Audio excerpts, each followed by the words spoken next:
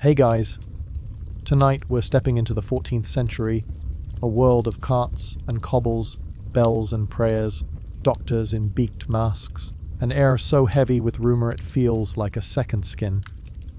Before we begin, take a second to like the video and subscribe, only if you actually enjoy what I do here, and tell me in the comments where you're listening from and what time it is for you. It's always wild to see this little nighttime circle stretch across the world. Now, dim the lights, maybe put on a fan for that soft hush in the background, and let's drift into tonight's story together. You open your eyes, and the first thing you notice is the quiet, not the good kind. The kind that sits on a street like frost. No market chatter, no laughter sneaking under doors. Even the dogs sound nervous. You're lying on a straw mattress in a one-room house that smells like damp wood and stale smoke. The blanket is scratchy wool. Your throat is dry. Outside, a bell tolls, slow, deliberate, counting out the morning. It should be the call to work, the start of baking bread, hauling water, sharpening tools. Instead, it's the parish bell, rung by a tired arm for a tired reason. Somewhere, someone has died. Again, you push yourself up. The room tilts a little. The night was hot and restless. Your fingernails are edged with soot. Everyone's are. The hearth is only embers. On the table, a crust of yesterday's rye and a cracked cup. Your water jug is low. You tell yourself you'll refill it at the well. You tell yourself you'll do it quickly, head down, no lingering to talk. Talking means names. Names mean stories. Stories mean fear. When you open the door, the air tastes like dust and old linen. Linen because all the windows on the lane are covered. People have stretched fabric across shutters, not to keep heat in, but to keep breath out. A cart creaks past, iron-rimmed wheels chewing the ruts. Two men walk with it. One wears a scarf around his face. The other carries a long hook. You don't ask where they're going. You already know. You step back into your doorway and look down. There's chalk near your threshold, a rough cross, drawn last night by someone who thought you should pray more than usual. You choose not to read that as a sign. At the well you take your place in a thin line. Everyone leaves a space between bodies, more than custom, less than comfort. The old woman in front of you coughs once, into her sleeve, eyes closing with the effort. Her bucket lowers. The rope squeals, climbs, and the water she pours is not as clear as you want it to be. You tell yourself water is water. You tell yourself not to look at the rash blooming along her wrist. On the way back you pass the baker. His door is open, but he's not singing today, not banging trays to make the street feel normal. Loaves sit on the board like quiet stones. You can't afford one anyway. You keep moving, stepping around a square of herbs hung in a window. People have stuffed their frames with rosemary, lavender, mint, anything they think will sweeten the air, anything to push back the heavy breath of summer that presses smells into every wall. At your door you pause. Across the lane a boy sits on a stoop, head in hands. He is young in the way that makes you wince. Cheeks still round, hands too small for work. He glances up at you. His eyes flick to your jug, to the bread crust under your arm, to your face. You think of saying something. You don't. Words feel like promises, and you're fresh out. Inside, you set the jug down and break the bread. It crumbles like old mortar. You chew because there's no other choice. Wash it with lukewarm water and wait for your stomach to accept the bargain. On the wall hangs a string of beads. Not fine. Wooden. You count them without thinking. One for each person you remember from last spring who is no longer here. You stop at 8. You don't let your mind push past that number. There's work to be done even in a city that has forgotten how to be loud. You were meant to help at the tanner's today, but the tanner's son came to your door yesterday and stared at the floor while he told you his father wouldn't open. Just for a few days, he said, for prayers. You said you understood. You did. You also understood what prayers meant when a man who never prayed suddenly needed them. So you do the only thing left. You take a broom and start sweeping the threshold. It's a small act, a defense against the creeping sense that everything is slipping. Straw, grit, a withered sprig of last week's mint. Out into the lane they go. You sweep until your arm aches, until the doorway looks like a line between one world and another. You tell yourself lines matter. Footsteps. A friar moves down the street, brown robe catching dust. A black cross around his neck. He doesn't look at you because he's looking at every door. He holds a small book and a piece of chalk. When he stops at the house 2 doors down, a woman opens to him and starts to cry without sound. He nods, crosses the threshold, disappears into shadow. The chalk mark he leaves on their lintel when he comes out is plain and final. You feel it like a hand on your back, pushing. You think of the remedies everyone talks about. Cut a pigeon and let it draw the poison. Boil vinegar. Burn juniper. Sit by a fire and breathe smoke. Walk with garlic pressed into your palms. Stuff your pockets with coins of tin. Wear a charm. Wear 2. Pray more. Talk less. Don't look at the sick. Don't breathe the night air. Don't sleep on the ground. Don't sleep on a feather bed. Don't think too much. Don't think at all. Every rule contradicts the last, and each one is delivered with the certainty of someone who wants to believe their fear is a plan. By midday, the sun turns the street white. A wind lifts a corner of someone's cloth and slaps it back down. From the end of the lane comes a harsh voice. Bring out your...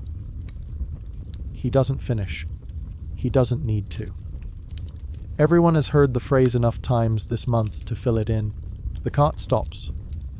You step inside and close your door quietly, as if sound alone could invite something through the cracks.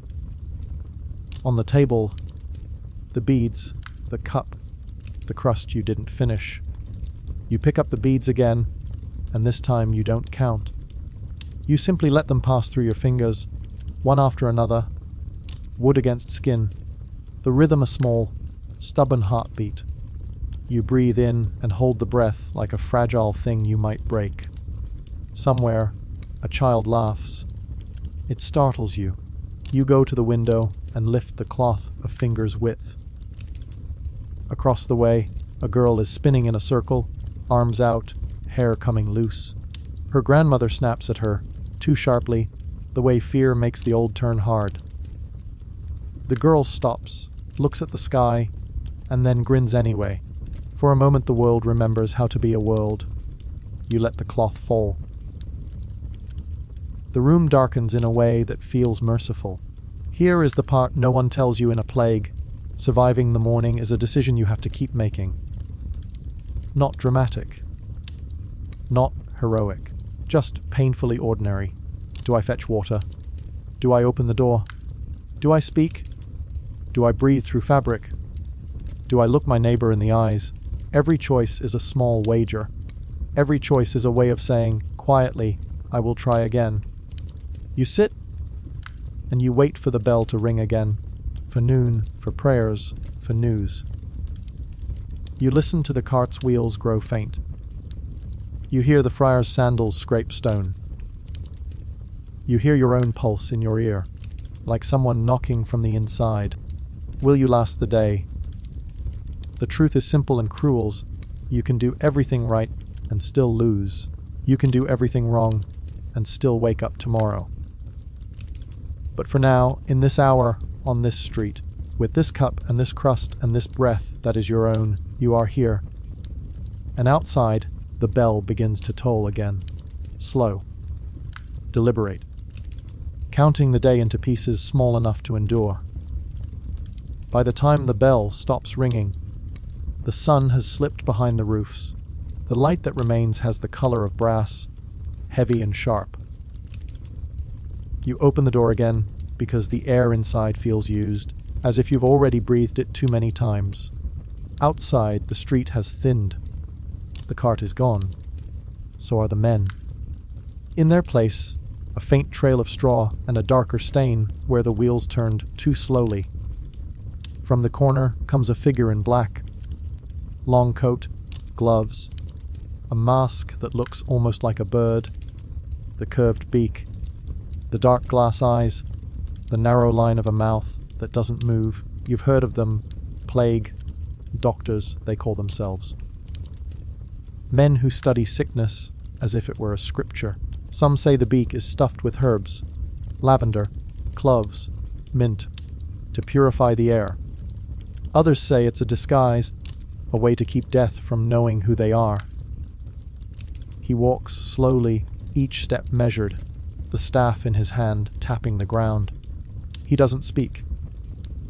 When he reaches the house across the lane, he pauses. The door opens before he can knock. Someone must have been waiting. You hear low voices, the creak of a floorboard, then nothing. After a moment, he steps out again. He wipes his gloves on a piece of cloth, folds it once, puts it in his satchel. He leaves a mark on the door, a line drawn in ash, and moves on. You realize you've been holding your breath.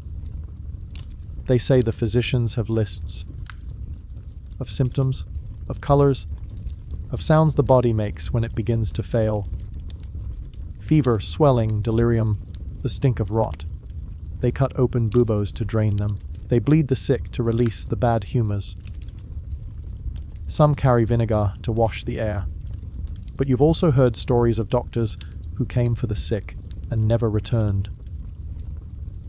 How the plague eats knowledge as easily as flesh. In the market square, the old stone fountain still runs, but no one drinks from it. The water smells faintly of copper. A group of men are gathered around a barrel fire, talking in short, nervous bursts. One swears he saw a ship in the harbor, full of corpses. Another claims the Jews poisoned the wells. A third says it's punishment for vanity, for gold, for too much laughter. You can feel the fear trying to become certainty, because certainty is easier to live with than chaos. You step around them. You don't correct them. Words can kill faster than the sickness now. Near the edge of the square stands a small chapel. Its door is open, the air inside thick with smoke and the sour sweetness of incense. The priest kneels before the altar, whispering prayers. You slip inside and find a place at the back. The walls are painted with saints, eyes lifted to heaven, hands clutching crosses. The faces are serene, untouched by the dirt and hunger outside. You wonder what they would look like if they had lived long enough to smell this air. The priest turns, sees you, nods once. His eyes are bloodshot. He's been burying too many. He asks softly if you need confession. You shake your head. Then light a candle, he says. Light it for the ones who can't. You find an unburnt wick and press a coin into the tray. The candle catches, thin at first, then steady. The flame trembles as the door opens again. Another soul, another prayer. For a moment you feel almost safe. Then the priest coughs, just once, but the sound lands in your stomach like a stone. You leave before the echo fades. On your way home, the street is nearly dark. From somewhere, a dog barks, then yelps and goes silent. The shadows feel thicker than usual. You pass a shuttered house and hear singing inside. Not joyful, not tuneful. Just a woman's voice humming the same line again and again. You don't know the words. you don't need to. It's a lullaby for someone who will not wake. When you reach your door, you stop. On the step sits a small bundle, cloth tied with string. You look around, but no one is there. You crouch, touch it. Inside a heel of bread, a dried apple, a note. The handwriting is shaky, for whoever lives to eat it. You stand there a long time, holding the bundle, not sure whether to laugh or cry. That night you can't sleep. You lie on the straw, listening to your own heartbeat, like it's something that could vanish if you forget it for a moment. You think of the doctor's mask, the priest's cough, the song behind the shutters. You think of the air, invisible but heavy with what it carries. You think of the child who laughed in the street, the girl who spun like the world wasn't ending. You think of morning and wonder if it will come again. When it does, it's not gentle. The light wakes you with no warmth. You sit up, and your throat burns, not from sickness, from the dryness of a room that hasn't been opened in too long. You step outside. The air feels thicker, the silence sharper. A crow sits on the roof beam above you, watching. You could swear it knows. At the far end of the street, the cart returns. The men walk slower now. Fewer houses left to stop at. One of them looks young, too young for this work. When he sees you, he nods once, then keeps going. You look down at the chalk cross near your door. It's faded. The rain, what little fell last night, has blurred the lines. You pick up a piece of broken tile and draw over it, darker, thicker. You don't know if it's protection or surrender. The world smells of vinegar and smoke, and something sweet rotting. You take the last of your bread, chew slowly, and tell yourself another morning. Another breath. You've survived the first day, but the plague does not keep calendars. It keeps count, and somewhere in the distance, another bell begins to ring. The bell tolls again, and it no longer sounds like a warning. It sounds like routine. Each note falls into the silence like a drop into thick oil, slow and heavy. The living have grown used to the sound now. Some don't even look up anymore. That's what fear does when it lingers too long. It becomes background noise. You open your door, and the air feels colder, the kind of cold that isn't weather, but absence of breath, of life, of noise. The street you live on is shrinking. Doors once marked with chalk are now nailed shut. Windows stay boarded even during daylight. Where once there were voices, there's only the whisper of wind slipping through cracks. A black cat darts across the lane. For a second, you envy it. Animals seem immune. They move through the plague like shadows that don't belong to this world. You begin walking because staying still feels like waiting for something you can't see. At the corner, you pass what used to be the baker's house. The window is broken, the shelves inside are empty. On the counter sits a loaf of bread, green with mold, beside it a single shoe. Small, a child's. You don't linger. Further down, the square that once buzzed with merchants and gossip is unrecognizable. The stalls are gone, replaced by crude wooden tables where bodies are laid before the carts come.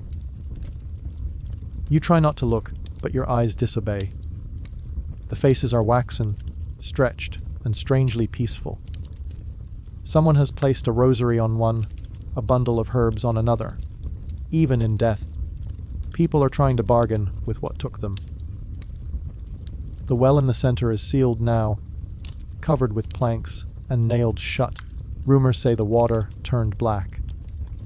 Others whisper it's not the water that's cursed, but the people who touched it. From an alleyway, a sound breaks the quiet, coughing harsh and close. You freeze. A man stumbles into the light, clutching his chest, his skin gray beneath the dirt. His eyes find yours, wide and wet. He tries to speak but can't. Only a wet hiss comes out. You step back. You want to help.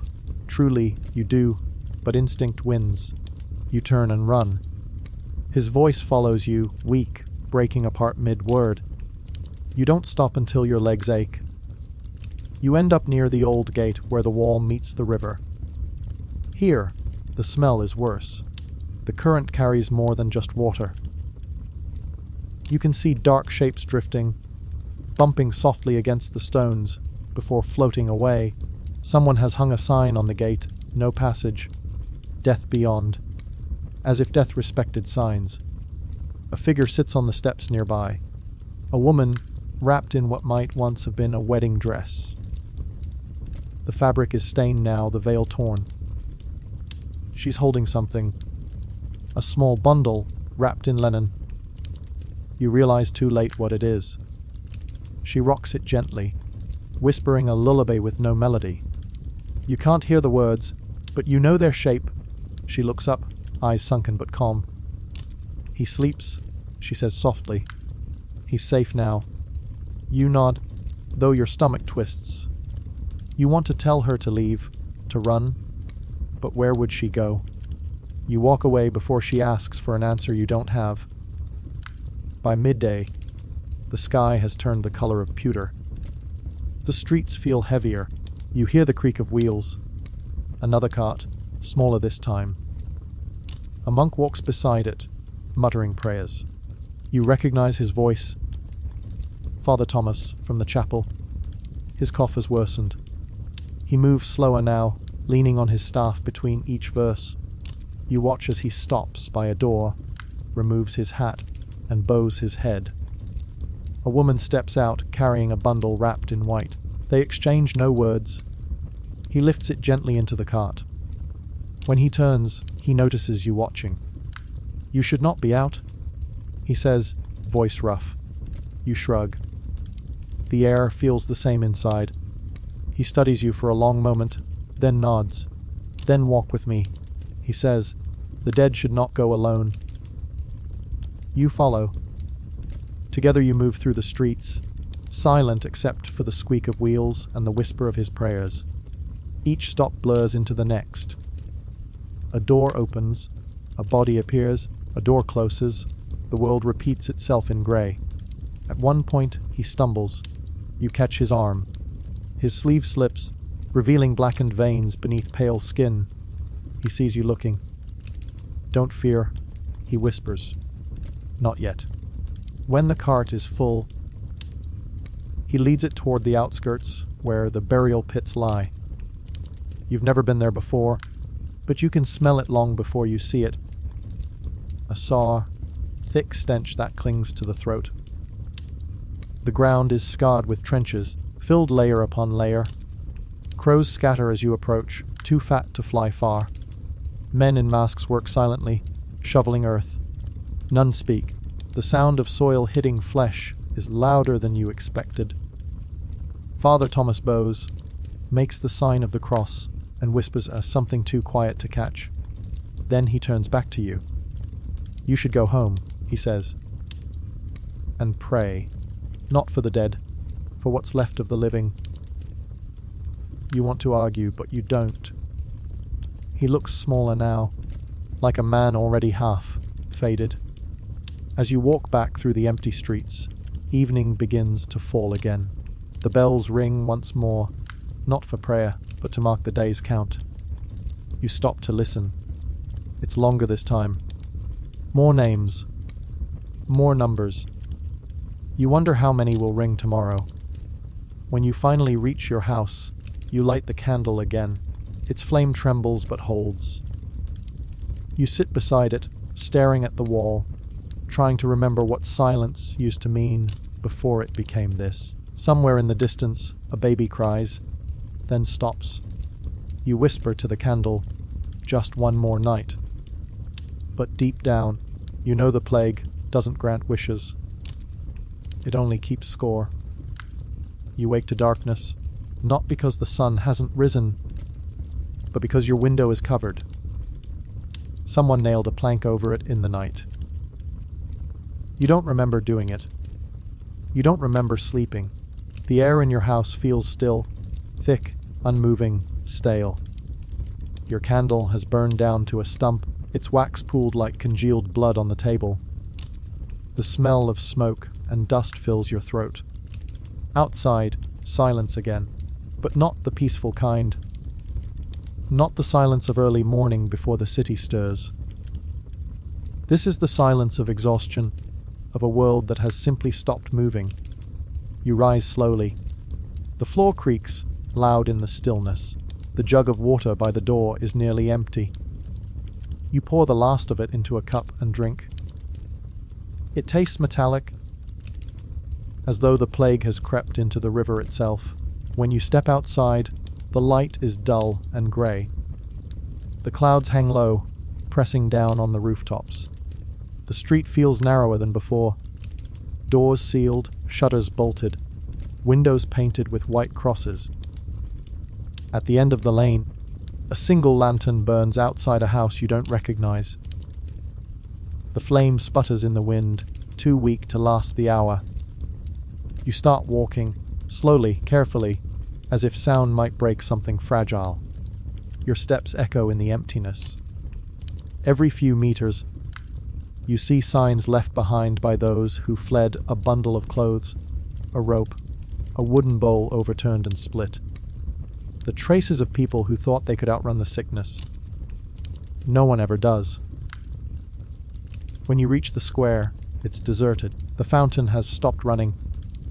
Its basin is filled with black water and fallen leaves. Flies swarm above it like smoke. On the far side, the chapel door hangs open, the same one where you lit your candle 2 days ago. You hesitate, then cross the square. Inside, it's darker than it should be. The altar candles are cold, their wax frozen mid-drip. The air smells of rot and incense, of old prayers. Father Thomas is there, kneeling before the altar, motionless. His robe is clean, folded neatly around him, his head bowed. For a long time, you think he's praying. Then you see the color of his hands. You kneel beside him. His eyes are closed, his lips parted slightly, as though he meant to finish one last word. You whisper the prayer he would have said, not because you believe it will help him, but because it feels wrong to leave the silence unbroken. When you stand again, you see something strange in the corner of the chapel, a pile of parchment. Dozens of them, each covered in handwriting. Careful, deliberate, almost elegant. You pick one up. It's a list of names. Every name written, then crossed out. You check the next one. More names. Then another. You flip through the stack until you find the last sheet, still half empty. The final entry reads, "The living." No one has crossed it out yet. You leave the parchment where it lies. Some records are not meant to be finished. When you step outside again, the light has changed. The sun is low, bleeding red across the rooftops. The lantern at the end of the street still burns, though now its flame trembles wildly. You make your way home. The streets look different in the dusk. Longer, quieter, filled with a kind of sadness that feels almost human. A door bangs somewhere behind you, a sudden crack of sound that startles you. You turn and see movement in a window. For a heartbeat, you think it's a face, pale, staring. But when you blink, it's gone. Your house waits for you like a hollow shell. You light the candle again, the last one you have. It flickers weakly, throws more shadow than light. You sit beside it and listen. There's a rhythm to the night now. The crows calling, the distant creak of wheels, the faint, dry cough of a world that hasn't yet died, but is learning how. You pick up your wooden beads again. There's comfort in the repetition. Each one slides between your fingers, smooth from use, familiar. You begin to murmur the same words you've said every night. For those who went before, for those who will go after, for those who still remain. Then you pause. The candle sputters, and in that small flicker of darkness, you hear something else, a whisper, soft, close. You freeze. The air feels suddenly colder. You glance toward the door, but it's shut. The window, too. The whisper comes again, a voice, low and uneven, like someone speaking through cloth. You tell yourself it's the wind. That's all. The wind through the cracks, the fire's last sigh. But the voice is clearer now. You can almost make out the words, "Not alone." Your heart stumbles. You stand too quickly, the chair scraping the floor.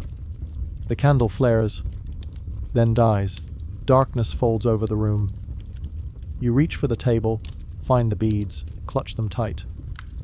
The voice is gone now. Only your breathing remains. You tell yourself you imagined it. You tell yourself fear has its own sound. You stay awake until the first light touches the cracks of the window. And when you finally rise, eyes dry, body trembling, you whisper what everyone left alive has begun to say each morning now. Still here. Outside, the bells ring again. But this time, they sound farther away, as though even the dead are tired. The morning light crawls across your wall like it's afraid to enter. It's thin, gray, reluctant, the kind of light that doesn't warm you. It just reminds you that another day has come, whether you wanted it or not. You sit there for a long time, staring at the candle stub. Its wick is blackened, spent. You don't bother lighting another. What's the point of chasing the darkness when it always wins by nightfall? Outside, the city feels emptied of sound. The bells haven't rung yet. Even death, it seems, is behind schedule. You push open the door, and the hinges groan, the sound echoing down the empty street like a ghost announcing itself. The air is colder than yesterday. There's a frost on the stones, thin but sharp. Your breath fogs as you walk, and for a moment, it's the only proof that you're still here. You pass the baker's shop again. The door hangs open this time. Inside, everything is overturned. Sacks split. Flour scattered like white dust over the floor. Someone's handprint smears through it, 4 fingers trailing down the counter. You look closer. The print ends halfway. Whoever it belonged to never finished leaving. Further along, the square is deserted. Not empty, but deserted, like a place that remembers too much. The wooden tables where Father Thomas once stood are gone. The plague carts have stopped coming.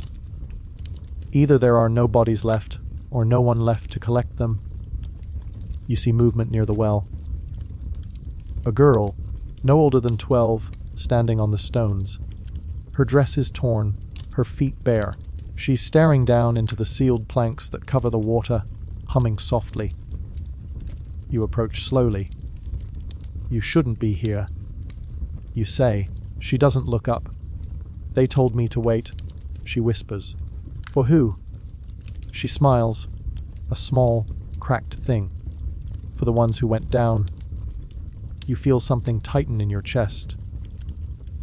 There's no one down there anymore. She shrugs. Then I'll wait for them to come back. You don't know what to say.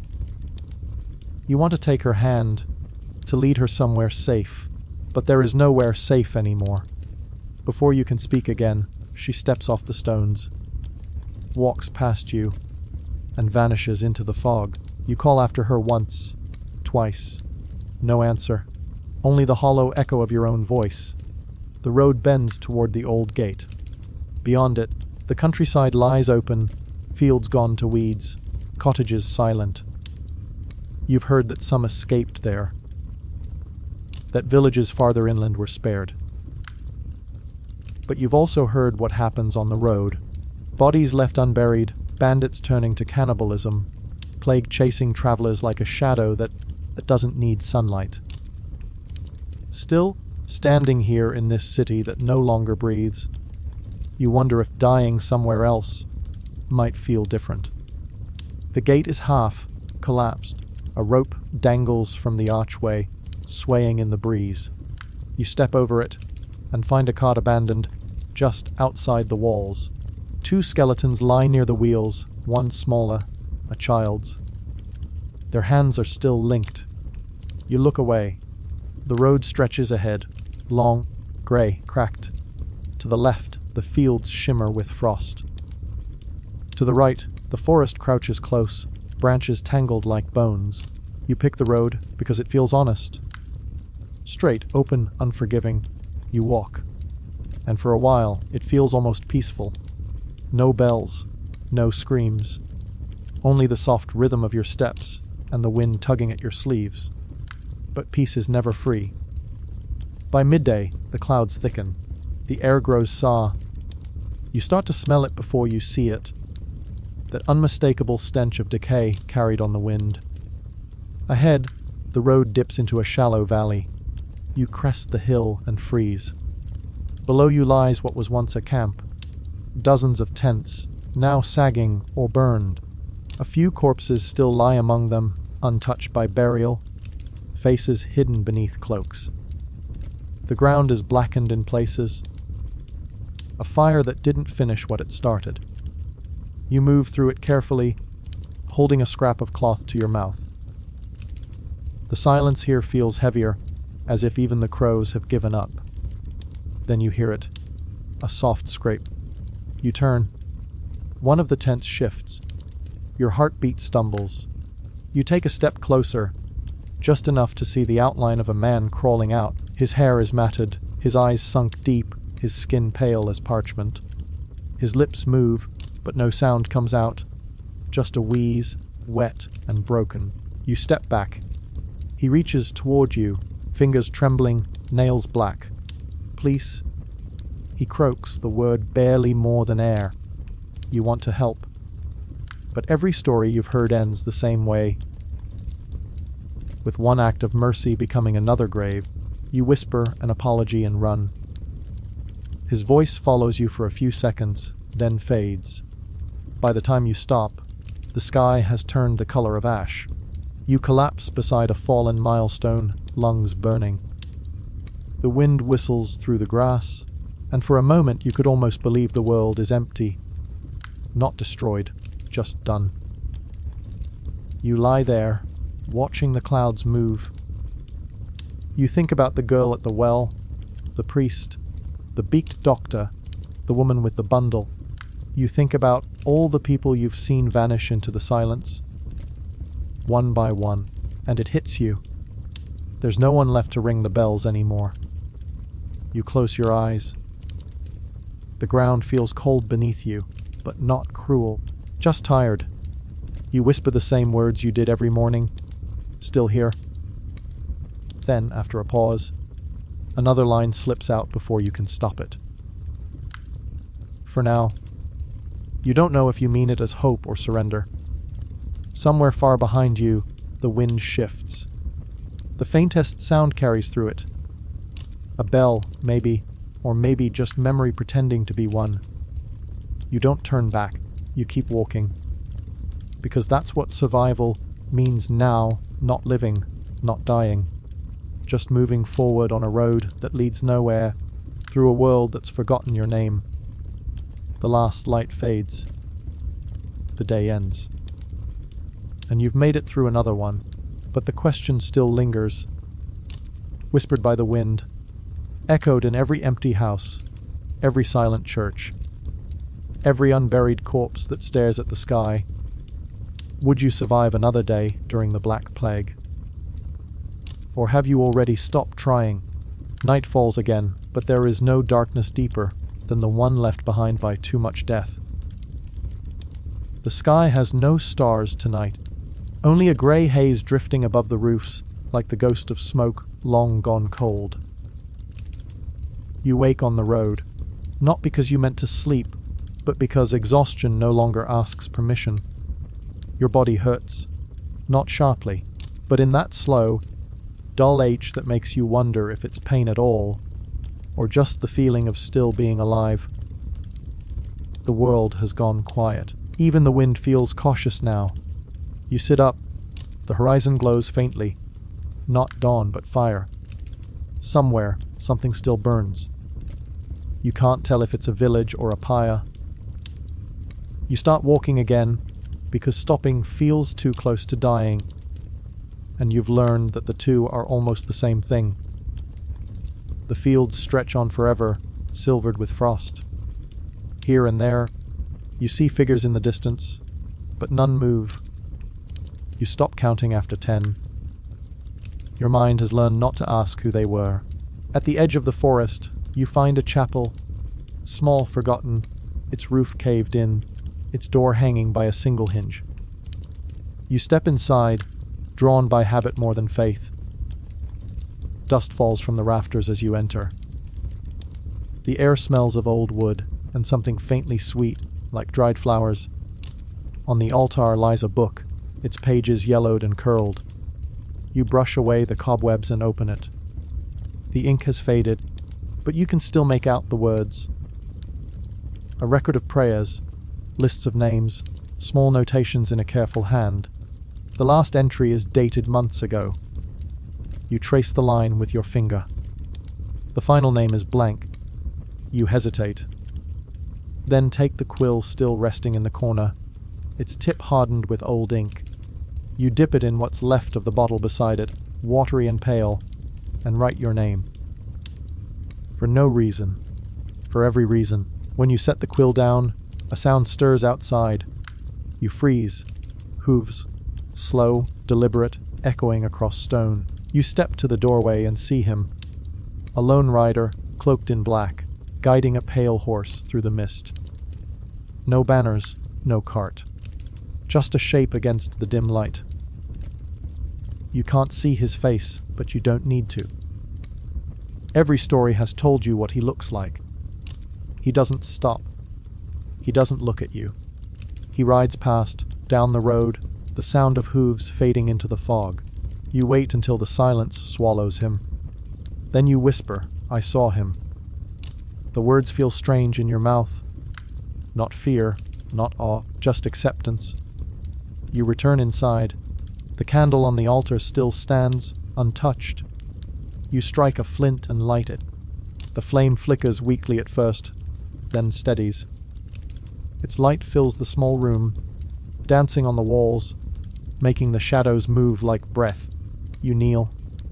Not to pray, not anymore. You just need to speak to something, anything that might still listen. You talk about the city, the girl at the well, the mother and her bundle, the priest, the man in the camp, the way silence feels heavier than sound. And as you speak, you realize something. This isn't confession. It's remembrance. You stay there until the candle burns halfway down. The flame's reflection trembles in your eyes, and for a brief moment, you imagine other candles being lit somewhere far away. Not many, but enough. When you rise, you feel lighter. Not hopeful, but no longer hollow. The world outside is still sick, still broken, still waiting to rot into memory. But you understand something now. Survival isn't just about living through the plague. It's about refusing to let the world die quietly. You step outside. The wind smells cleaner somehow, though the frost still bites. The road ahead is the same. Endless, cold, uncertain. But for the first time, you're not walking away from death. You're walking toward what's left of life. As you move, you hear something faint in the distance. A sound you haven't heard in days. A bell, one single, cracked bell. Its tone is wrong, uneven, but it's there. Someone else is still alive. Someone else is still ringing. You stop and listen. The sound fades into the fog, but it doesn't disappear. You whisper, almost smiling, "Still here." And the wind, for once, seems to answer back. Softly, gently, "Still here." The plague has taken the world, but not its echo. Not yet.